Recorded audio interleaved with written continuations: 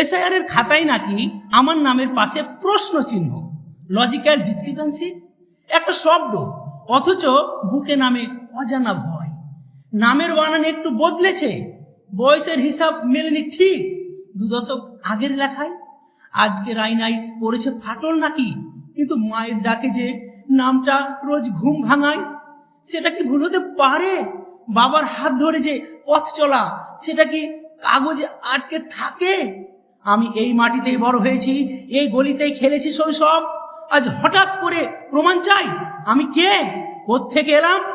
SIR বলে তালিকা ঠিক করো, লজিক্যাল ডিসক্রিপেন্সি বলে সন্দেহ করো। কিন্তু মানুষ তো সংখ্যা নয়, সে ভুল নিয়ে বাঁচে, ভুল নিয়েই মানুষ। আমাকে যন্ত্রে মাপো না, আমাকে শুধু ডেটা ভেবো না। ভুলের হিসাব ঠিক করা যায়, কিন্তু মানুষের পরিচয় নয়। আজ আমার সন্তানের চোখে আমি একটা ভাঙা বিশ্বাস দেখি। সে জিজ্ঞেস করে নিঃশব্দে, বাবা, মানুষ হওয়া কি এখন প্রমাণ সাপেক্ষ?